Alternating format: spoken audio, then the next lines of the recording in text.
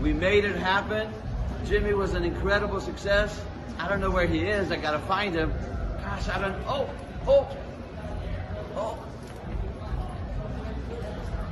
Oh, yeah, George. Oh, George. Right George. here. Yeah. We did it, brother. Yes, we hey, did. Thanks to Dan. You know what? And in the ring with Dan and Benny. Hey, brother, man, hey, he's about the most cat.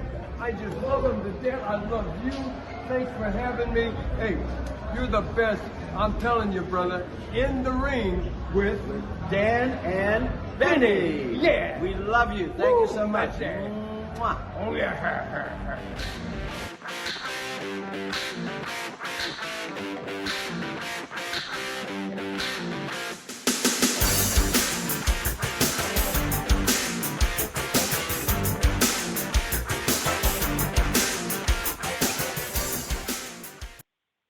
Hello, friends, and welcome to another edition of Dan and Benny in the Ring. I'm Dan Sebastiano, joined by the player himself, Benny Scala. Benny, how you doing, buddy? Dan, well, first things first, I got to wish everybody out there in Dan and Benny land a safe but very gluttonous Thanksgiving. Very much so. A couple of Italian boys that love to eat. Oh, yeah. I know Thanksgiving's always a little heavy in our households. Some people eat to live, and then some people live to eat, and some people eat to live. Well, Benny, we like you said, this is Thanksgiving week. We're going to end the week with a bang. Why don't you tell everybody who we got on the phone with us tonight? Absolutely. So, Dan, even though we're two Italian guys, we seem to do quite well charting in Ireland. At first, I thought it actually was us and our talent, but then I realized that we had Irish Mickey Doyle and Irish Davey O'Hannon as our guests, like almost back to back. So hopefully we're not going to be like SD Jones tonight and go to the well one too many times. But our guest had a nice stint in WWF, also Killer Kowalski's IWF, and has also done some independent work promoting wrestling and managing. Also a member of the very prestigious New England Professional Wrestling Hall of Fame. Let's give a Dan and Benny welcome to Mr. John Callahan. John, welcome to Dan and Benny in the Ring. Well, thank you very much, gentlemen. It's a pleasure to be here tonight. Oh, we always appreciate having you. It's always a pleasure to get to talk to men of your caliber. And we'll get right into it. We always ask the same opening question of every guest. Every answer is different. We love hearing them. So first question to you, when did the wrestling bug bite you? When did you remember becoming a fan? Well, I remember it when I was about 10 years old. I was with my cousin Peter, and we were at my grandmother's house, and Capital Wrestling came on. Oh, yeah. And we were watching it on TV. This is when the Washington TV was prominent. Yes, sir. And we're watching this 2 out of 3 falls. And I'm like, I'm loving this. Oh, my God. This is the greatest thing in the world. And then I discovered that UHF had all-star wrestling and championship wrestling. Oh my God. Right from the beginning, I was stuck to it. John, just out of curiosity, that 2 out of 3 fall match, like that would have been what, about 1970-ish? Yeah, it was about 1970. Who would that have been? Who did you see? Who do you remember seeing wrestling? Because I grew up. I mean, that was my first experience. Was also watching. I'm a couple of years before 1968. Capital Wrestling with from the National Arena, I think in Washington D.C. And it was Ray Morgan was the announcer, right? I think exactly. Yeah. Ray Morgan was the announcer. And it was Mike Monroe against Manuel Soto. Oh, okay. And that was really the match that brought me into it. And then I don't remember a lot of the guys that were back then, but when I kept watching it, the teams that really brought me into it was Tarzan Tyler and Crazy Luke Graham. Yeah, which was about a year later. First tag team champions, I think. Exactly. It was first, I believe they were called WWF World Tag Team. WWF, yeah, Tag Team Champions. And I'd see commercials with the Mongols. And I'm like, oh my God, what are these guys? Jeez. And that was when it was Guido and Beppo. Beppo, right. It was Nikolai. Yeah. And they just scary. And like, oh my God, these guys are great. And then Chief J. Strongbow came in. And, you had that from 70 to 72, there was a lot of guys that came in. Yes, sir. That just hooked you into watching wrestling. Gentleman Jim Valiant. You just read my mind. Wow. How can this guy ever go wrong? Oh my God, he's so good. He's such a great guy. And then he turns on Chief Jay Do you Strongbow. remember that? I, I'll never forget that. I was that moment heartbroken. I know you and me both. God. I couldn't I believe actually it. The got next off my day, couch and I shouted an expletive, which my omniscient mom, for some reason, actually for once in my life, she was vacuuming and she didn't hear it. Thank God. But yeah, I do remember, like it was yesterday. we went to school on Monday, and everybody in that class was like, can you believe that? He turned on Jay Strongbow? Oh my God. But that was the first time we'd ever seen anything like that. Right. Mm-hmm. Totally bought the whole thing, And now the fact that he was going to end up wrestling Strongbow, and we wanted to see Strongbow kill him, and then he's going to wrestle Pedro Morales. Are you kidding me? He's going to try to get the belt? Come on. Right. That can't even happen, And, yeah, we were hooked. We were definitely hooked. The ironic thing is Jimmy Valiant is like one of my dearest friends in the whole world now. And I've told him, I said, I hated you.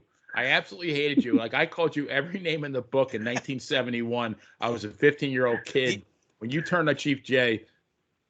It's funny how many guests, Benny, in the last few years we've had that it's that era, Jay Strongbow, Jimmy, Moondog, Mr. Fuji, Freddie Blassie, all how it's of everywhere in the country that had wrestling, dozens of territories, hundreds and hundreds of full-time wrestlers. It's the same 15, 20 names that seem to pop up over and over again. Absolutely correct.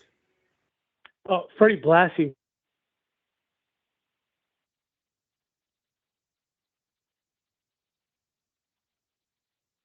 Uh-oh. What was that last part, John? You cut out for a second there. Did we lose John? I think so.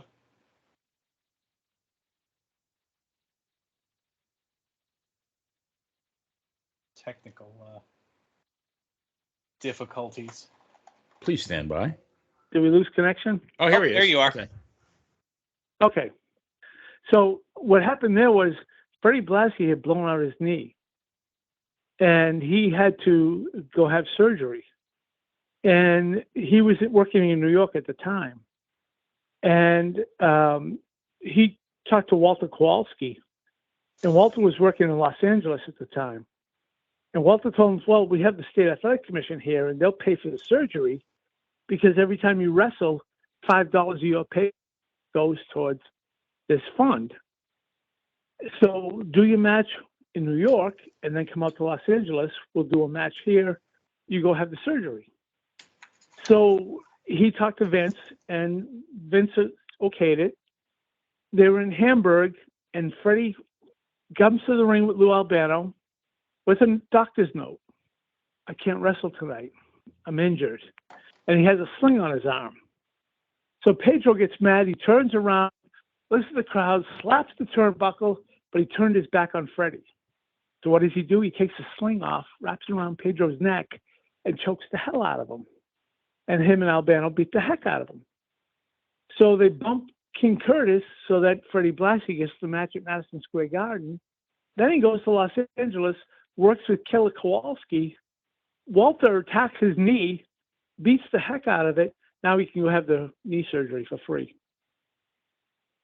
It's a sick business we're in. They knew how to work in more ways than one, right? Oh, when you find out some of the backstories, it is so incredible. Oh, yeah. Like, how'd you get away with that? Worked.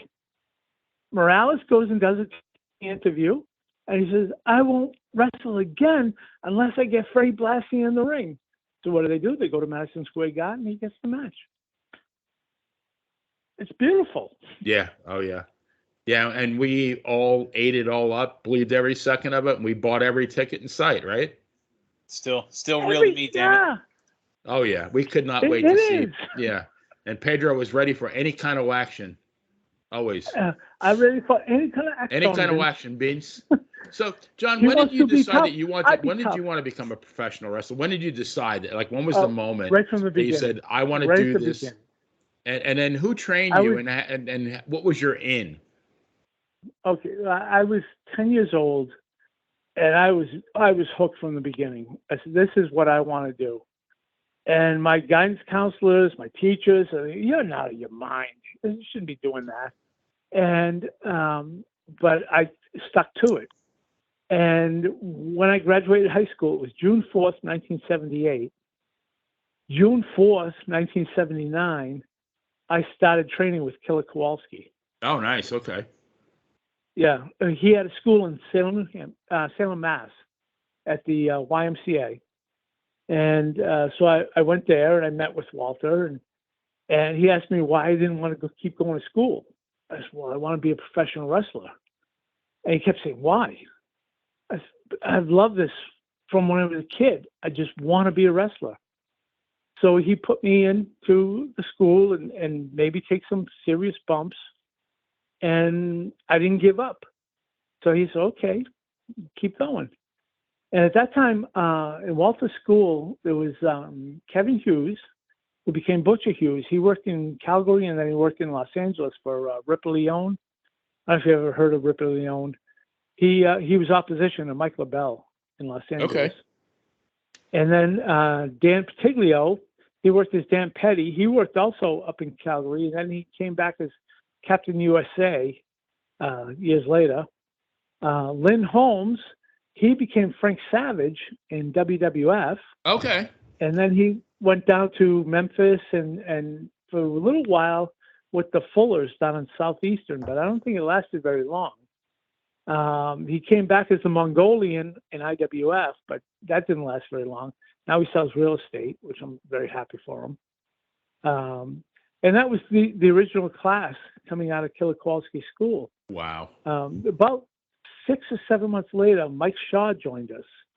You might remember Mike Shaw as Makan Singh in Calgary. Norman the Lunatic. Norman the Lunatic. WCW. Bastion Booger. Yep. And Bastion Booger. That was Yep. Mike. Yeah. Richard Byrne joined us. He was a master at Tang Soo Do. He used to spar with Superfoot Bill Wallace and Chuck Norris. And he was coming in to wrestle with us. And yeah, we're going to be a little camp with this guy. No potatoes. And then Tony Ulysses. I don't know if you've ever heard of Tony. That name is not. He was the Soul Brother in IWF. He worked some WWF stuff. He did some Puerto Rico stuff for Carlos Colon. He was known as the Unknown down there. Okay. Which, because he was from Trinidad, he worked Ric Flair in Trinidad. They drew 80,000 people. But now at this time, Tony had only been working for about a year, and he's nervous because this is Ric Flair, right? And Flair, normal Flair stuff.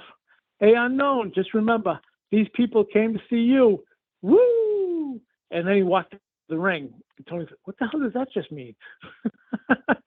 Flair put him over for 20 minutes. It was unbelievable. We had a lot of good talents back then, and guys that went on and did a lot of good stuff. The guys you break in with are really your brothers for life. Yes, sir. Like, Kevin died a couple of years ago, and it is what it is.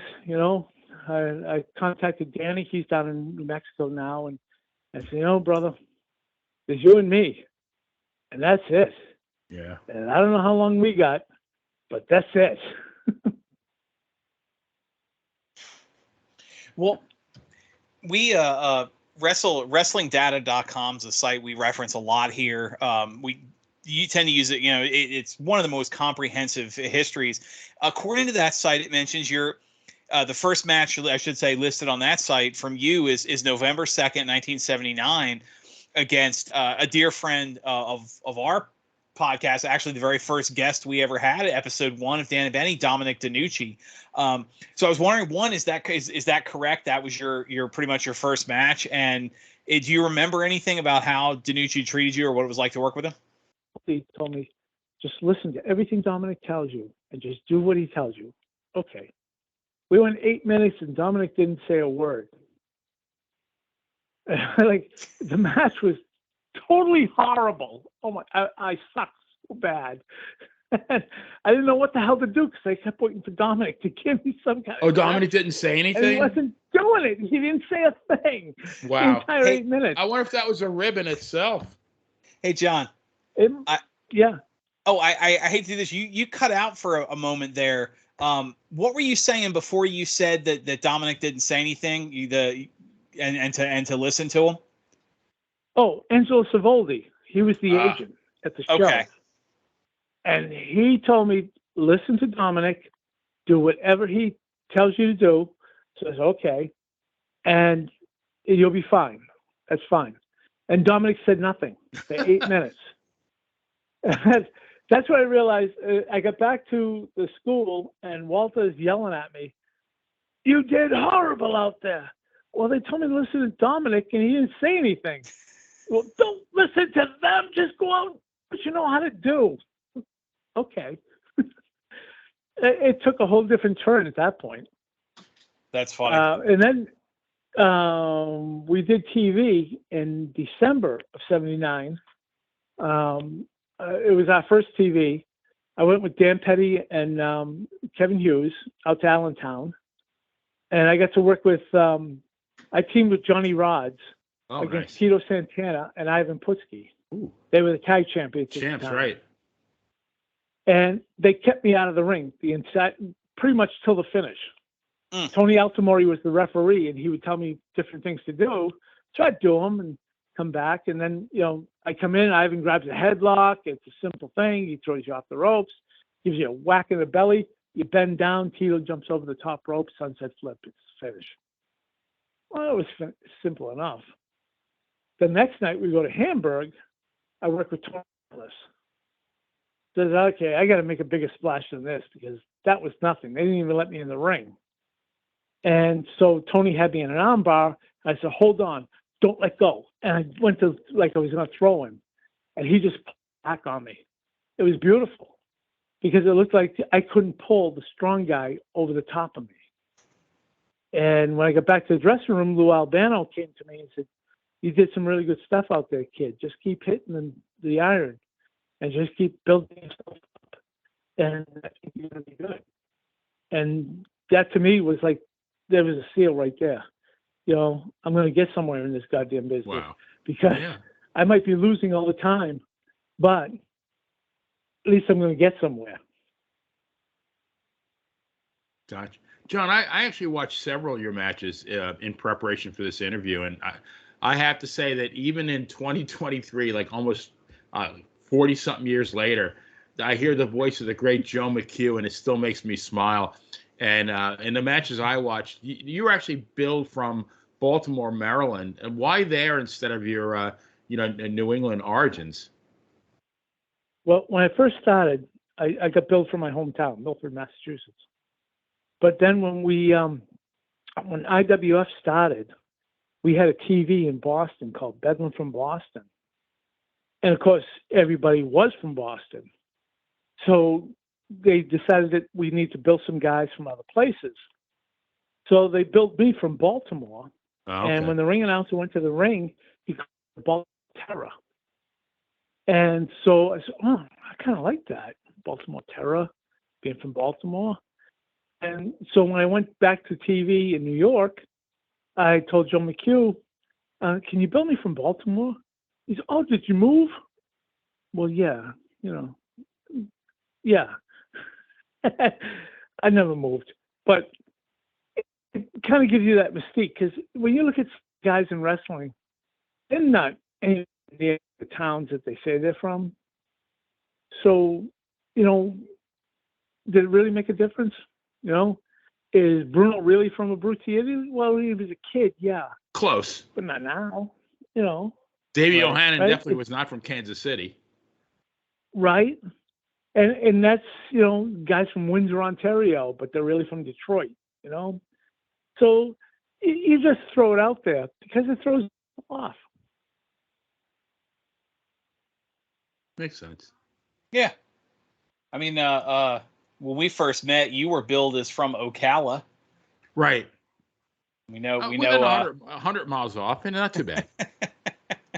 100 miles is better than what I had. Right. Yeah, that's true. I wonder how close Parts Unknown is to Chicago. Yeah. Put that in Google Maps. Well, you talk about things you did, your first matches, first updates. But so speaking of firsts, you and Frankie Williams were in a tag team match, and you faced D. David Schultz and Roddy Piper in what was Roddy Piper's WWF debut as a wrestler. Do you have any? One, it's kind of a two-part here. One, do you have the memories of that you could share? And two, Piper. I mean, you had to have known as soon as you stepped in the ring with him, this guy's got everything, right?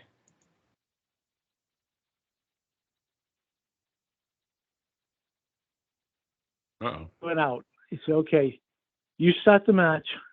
You're going to keep. Don't make the tag to Frankie. He's going to stay in the corner. It's okay." And so I'd come in and I'd work with Roddy, and Roddy is so light. Oh my God, you can't even feel the punches. And I said, "Roddy, can you hit me?" So I held a cell, and he's light. But then David Schultz came in, and the whole world turned around. He's not light. No, he was not light. He was stiff as hell. It got to a point where halfway through the match, I said, "Roddy, don't tag him in. He's too goddamn stiff." and when we got to the finish, Roddy took me in the sleeper, took me down, thanked me for doing it, and we went home. And at the time, you don't think about the significance of that.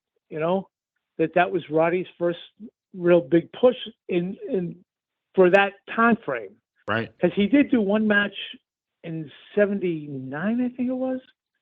He did do a one-time TV to build up for a Madison Square Garden show. I forget who he wrestled at the time, but then for the push that he got and then went on to become what he became, it was me and Frankie that did it. Yeah. Well, I honestly think you should have taken Frankie's paycheck for that match, because I don't think he even got in the match. He didn't. He didn't get in there the entire time. It was me the whole time. Yeah. No wonder Piper beat him up on when he went on Piper's Pit.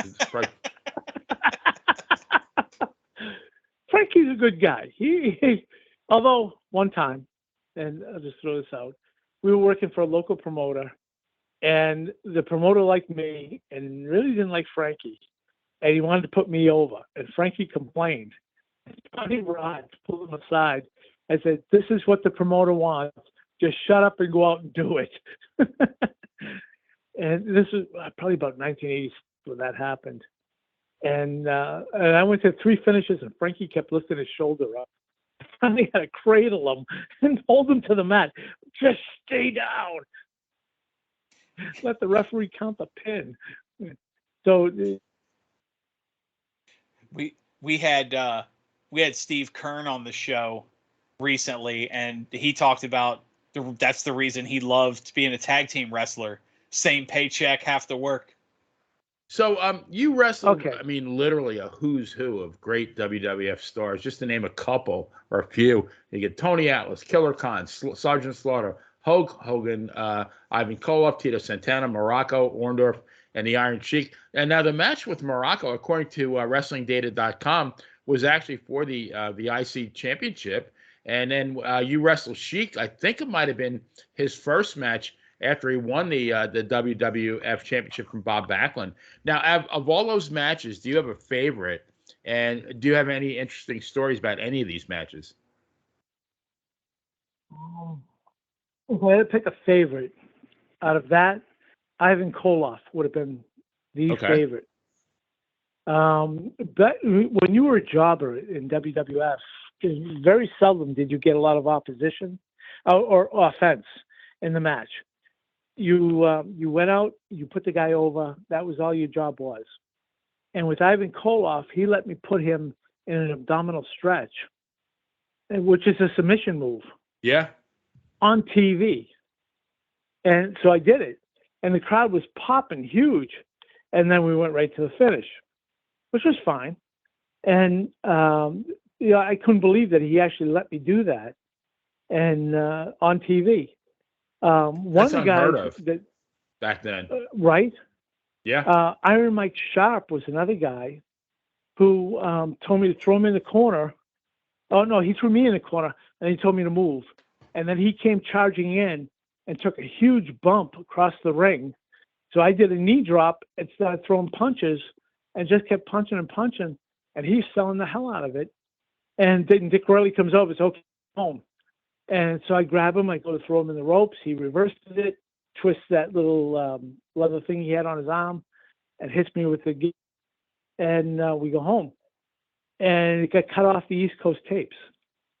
That only appeared on the West Coast tapes. I went to Los Angeles. I was so disappointed when I watched the TV that it should have been on, and it was a commercial for Boston Garden or whatever it was in Boston. Like, you got to be kidding me. They cut the entire match off the tape because I was beating the snot out of him. Like, why? Mike was a great guy, though.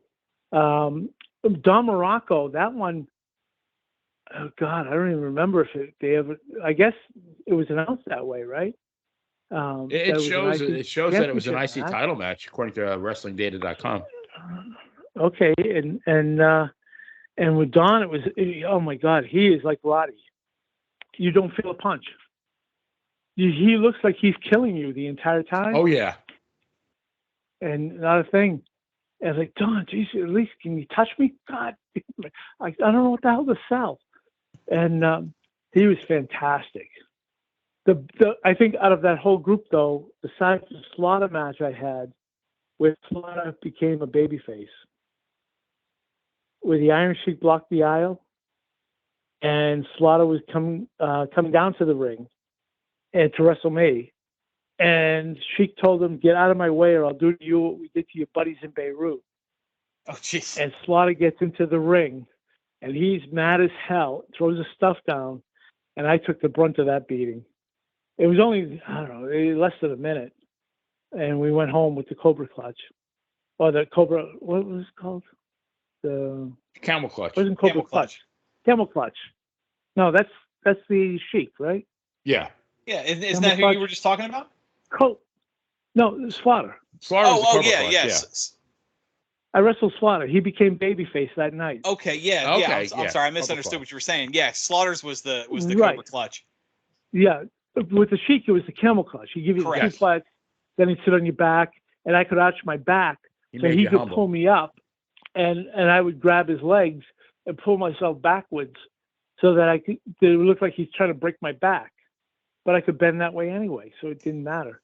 Right. And if he really wanted to hurt me, all he had to do is pull back just a little bit more, and it was Right. snapping too. But he always kept it loose all the time. It's funny. I was actually at a convention a couple months ago. Sergeant Slaughter was one of the guests, and I dressed up in the full Iraqi from his '91 heel turn.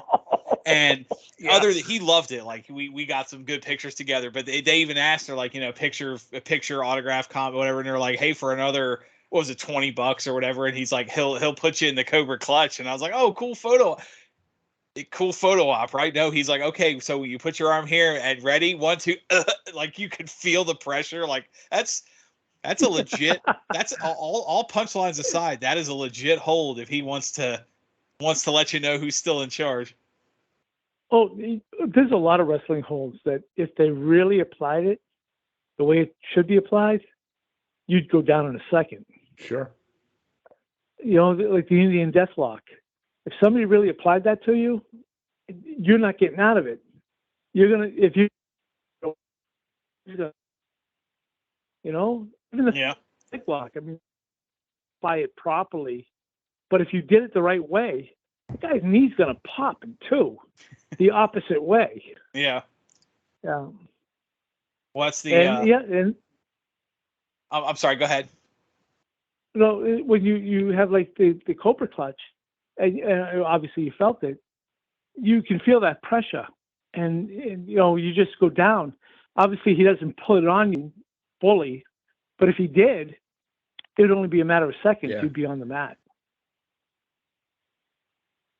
Well, it's like the seeing the Baron Raschke put somebody in the claw, and it's like, oh, you talk about a movie you could do easily until you watch videos of him when he was younger crushing bricks with his bare hand, and it's like, oh, that legitimately crack a skull if he squeezed too hard.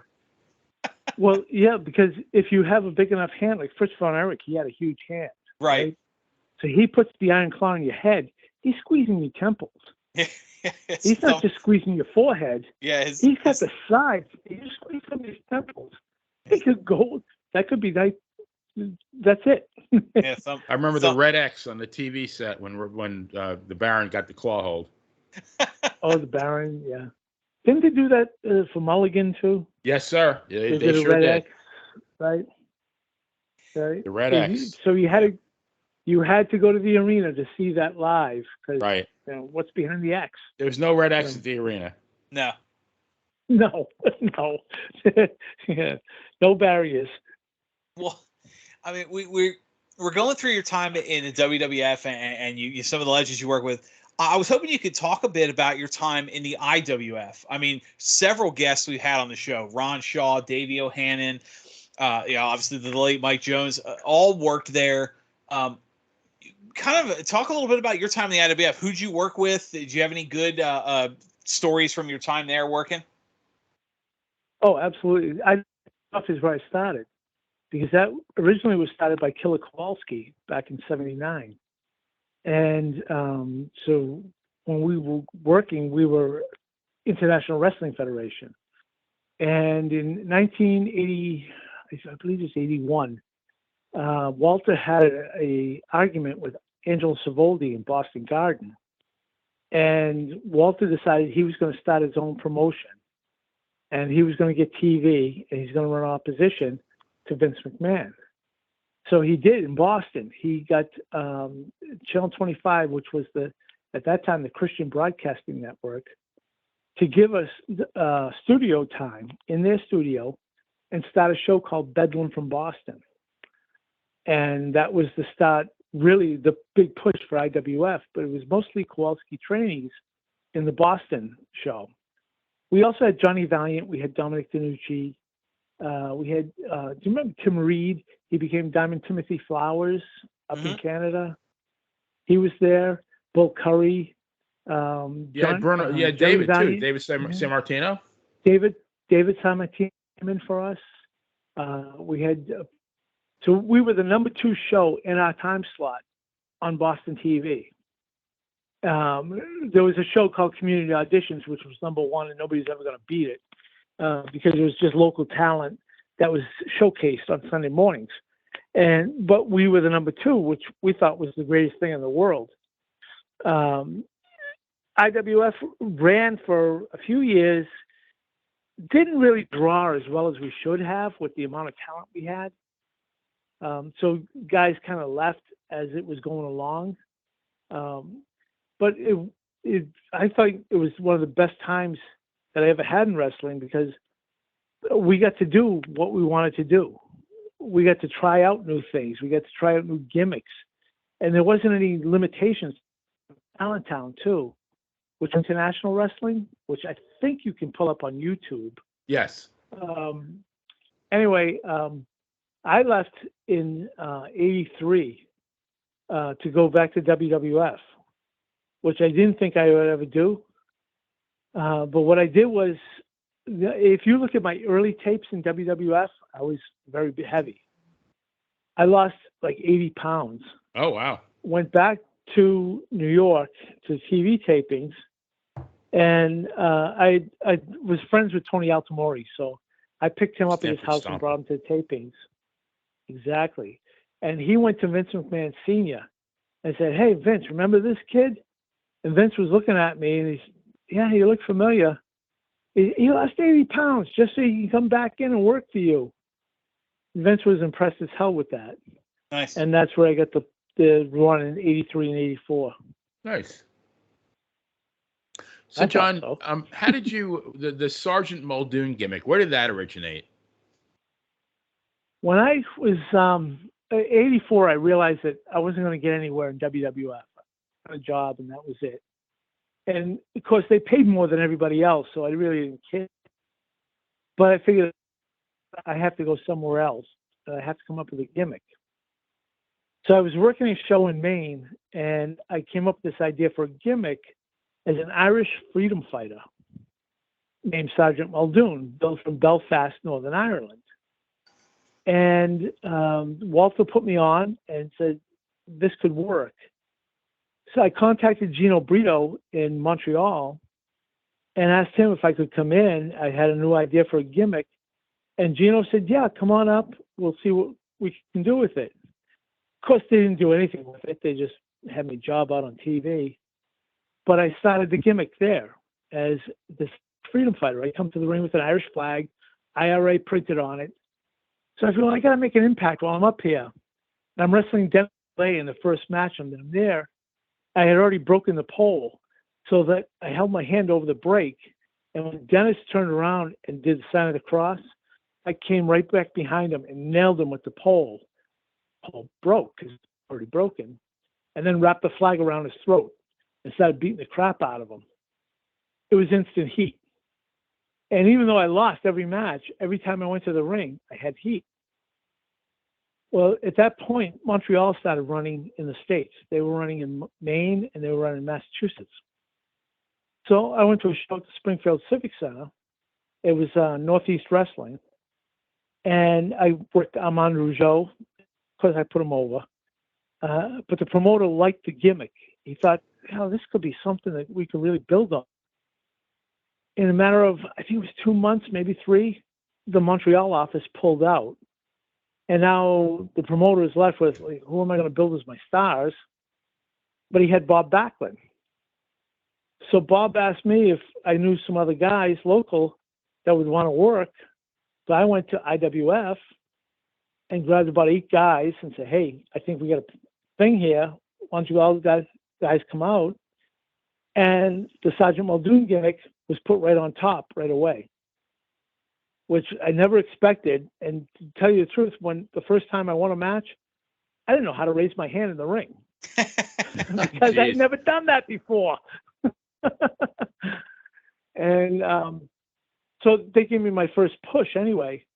But what was happening, though, I was getting too much heat in the matches. In Boston, in Taunton, a couple other towns, I was fighting with the crowd. Take a swing at me, I'd swing right back.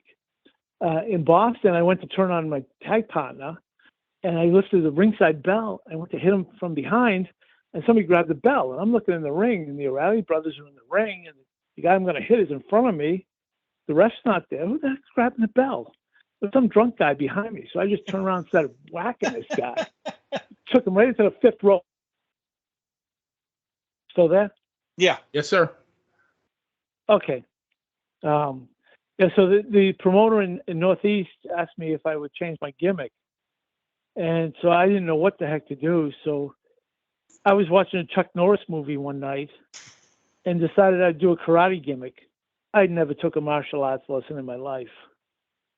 But I watched Chuck Norris and I watched Professor Tanaka, and I just mixed it and came up with using my name with a karate gimmick. And it got over. Who knew? Worked so for Billy then Graham. Well, almost. I was going to say, yeah. Right. It wasn't like Billy. It was like Billy Graham, but not like Billy Graham. Yeah. I actually worked with Richard Byrne, who's a master of Tang Soo Do, and he didn't kick my ass.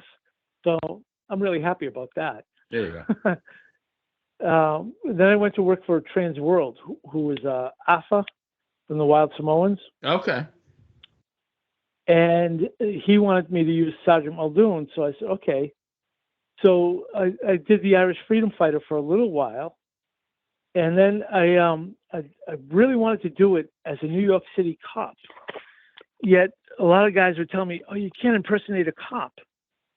As well, you're not really impersonating a cop if all you're doing is wearing a patch on your arm. As long as you don't have a badge, where are you impersonating a cop? So the whole gimmick changed, and I became a New York City cop as Sergeant Muldoon. Okay. What I did realize is that Marvel Comics has a character who's a New York City cop, and his name is Sergeant Muldoon. I had no idea that actually existed when I came up with it. That's funny. It's like the Marvel got a percentage of royalties because they had an obscure character named the Karate Kid when that movie came out in the 80s. Right?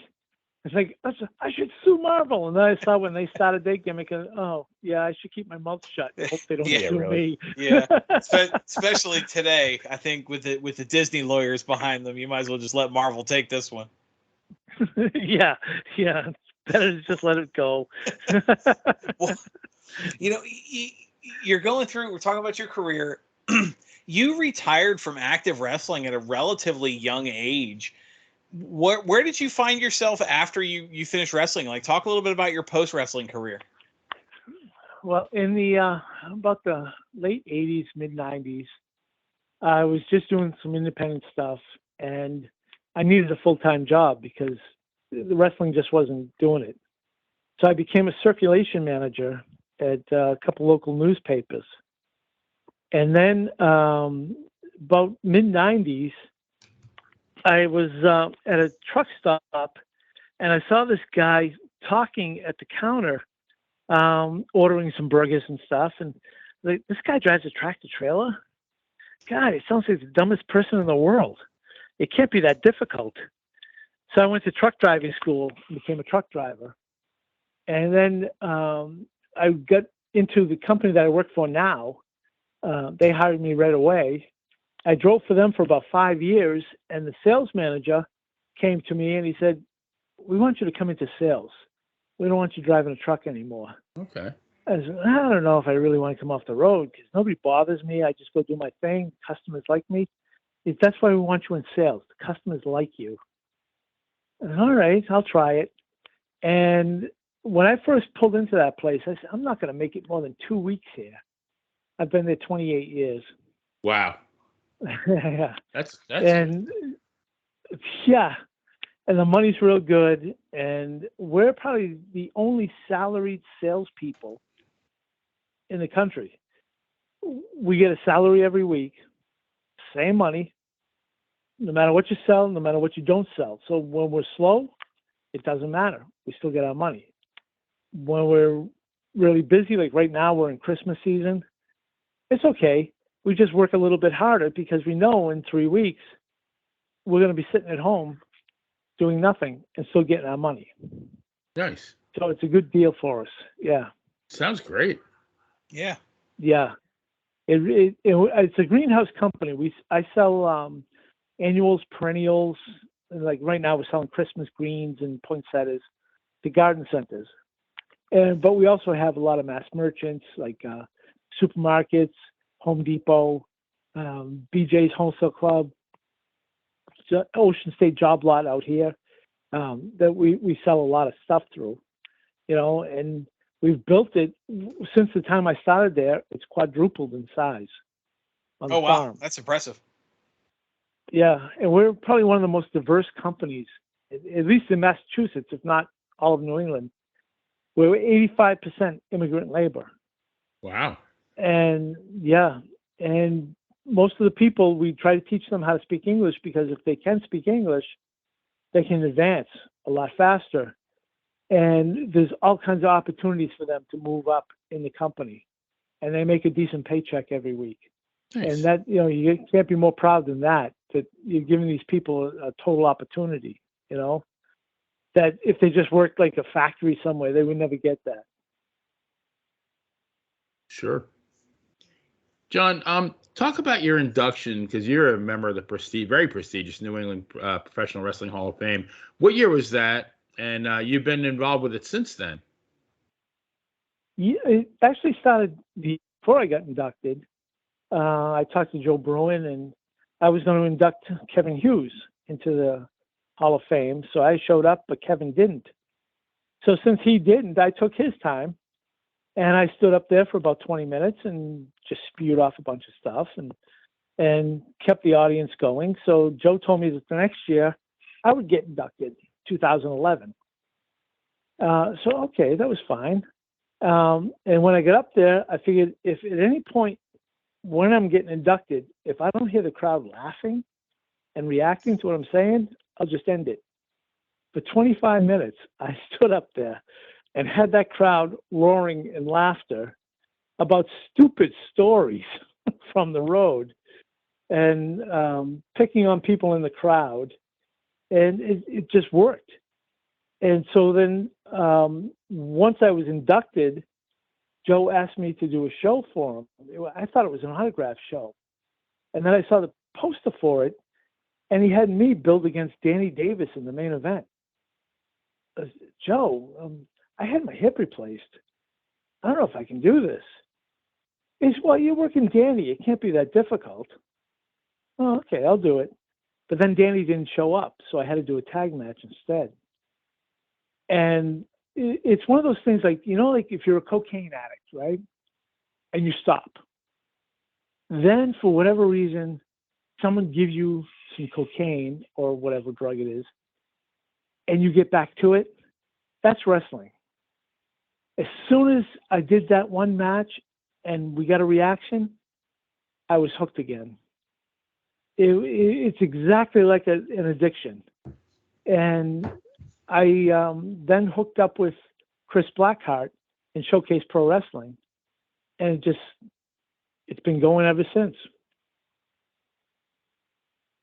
Wow. Very nice. Well, as we get ready to wrap up, I was kind of hoping. I mean, Benny talked about it. Your social media page, your Facebook page. There's a picture of you and former champ DC Drake, former multiple-time NWA tag champion Knuckles Nelson. Both of them have been guests before. I hope maybe you give them a shout out. I mean, they're both friends of the show. Oh, both unbelievably great guys. Yes, sir. DC, I met in the 80s. We teamed up against the Wild Samoans, and then DC was running some shows. And he'd booked me on the shows, and all of a sudden I'm the main event, working Nikolai Volkov, and which I'll be forever grateful for those. And Brendan, when he first started, I saw some talent in him. I was booking for New England Pro Wrestling, and we had him in as Tully McShane, and I wanted him to be our first champion. And of course, at the time, he was young, and he had his own ideas of how the business should go. And so we clashed a little bit. He left, he came back. And when I saw him now 20 years later, he apologized for what he had done 20 years earlier. And I said, there's no apology needed, Brendan. I understand the entire situation because I was you at the exact same time. Because I thought my life should have gone better than what it was going. And it should have been faster getting into the business, but it never is. And we've hit it off so much. He showed up at a Showcase Pro Wrestling show, and I saw him in the crowd when I went to the ring to do the ring announcing, and I gave him a shout out almost immediately that he had a book from the wrestling ring to the yoga mat, and Very put good him book. over, and then had him come to the ring so he could talk about his book and get the book over. Brendan's a great guy. Yes, sir. No He argument really here. is. Yeah. Well, Benny, like I said, we're getting ready to wrap up. Last question to John's to you. What are you thinking? John, so where can our listeners find you on social media? And what are your future plans as far as wrestling and life? Well, right now, I'm only on Facebook. So you can find me under my real name, John Callahan. I did one about a month ago as a ring announcer for Powerhouse Wrestling. It was right here within like a mile from my house. I did the ring announcing for them. But as far as like Showcase and training kids or anything else, I've put everything on hold because my wife does have Alzheimer's. And I need to be home. I can't be out doing shows and that stuff. Things will change, I'm sure, within the year, maybe year and a half, and I'll get back to it. I know the kids who I was training with all want me back there because the way I train, I don't force anything on anybody. I train in an opposite direction where I give you the finish, and then I teach you how to get to the finish. I teach you routines, like you grab a headlock, tackle, grab the headlock, the next thing, which you never see in today's. It's just my style of training, and they like it. But right now they're training with Kenny Doan. You know Kenny from the Spirit Squad. Uh-huh. Yeah, he's training with the kids in Showcase, so I know they're in good hands. Kenny's a good guy, you know. So they're doing really well down there. Very nice. Well, John, as like I said, we wrap up. Final questions were great. Do you have any final thoughts? And you were talking about training, maybe as kind of parting words. What advice would you give to someone who wants to become a wrestler today? If you're going to be a wrestler today, you got to have some tough skin. You're going to face a lot of opposition. You're going to face guys criticizing every little thing you do. It wasn't like when I made a mistake, they say, okay, just don't do it again. Now they hold it against you. You really have to be athletic.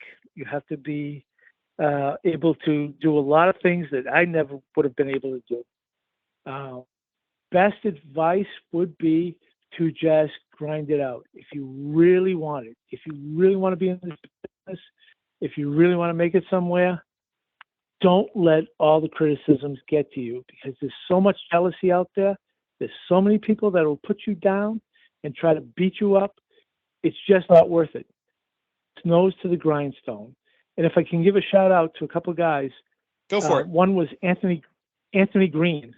I saw this kid when he was 17 years old, and I would never think that this kid would ever get anywhere. He is now one of the best wrestlers in New England, if not the whole country. He was down in NXT for a little while, and he's traveled around the world. This kid is unbelievable. And he did the exact thing. He didn't let the criticisms get to him, and he built himself up, and now he's got a nice career. Another one is Channing Thomas. This kid is just unbelievable. When he first started out, he had some college gimmick where he was drinking beer out of a tube or some damn thing. And now he's got like this whole, he's almost like a 70s porn star thing going. Oh, geez. But he's good. He's so good. Like, oh my God, why is this kid not getting signed somewhere? My God, it's just entertaining as hell to watch his matches. You know, we got a few kids in Showcase. Christopher Spratt, who you look at this kid and you wouldn't think that he could work the way he works, but man, he draws heat. He is unbelievable. Another one is Nicole Matalia, which this is a cheap shot kind of shout out because she's actually my niece. But she is 50% Abenaki Indian, and she is over in Canada. She's been traveling all over the country. She went to Puerto Rico. She's unbelievable. This kid is doing fantastic. I said, you know, you're really going to show up your uncle. You know that, right? You're getting booked everywhere. She's a really good kid. And I just wish the best for everybody who tries, because there's nothing better than going after your dream and actually living that dream. Amen. Mm-hmm. Absolutely. John, could not have better parting words. Thank you so much for your time tonight. So for the legend himself, John Callahan, for the playa himself, Benny Scala, I'm Dan Sebastiano. Have a good night, everyone, and we will see you next time we're in the ring. Happy Thanksgiving.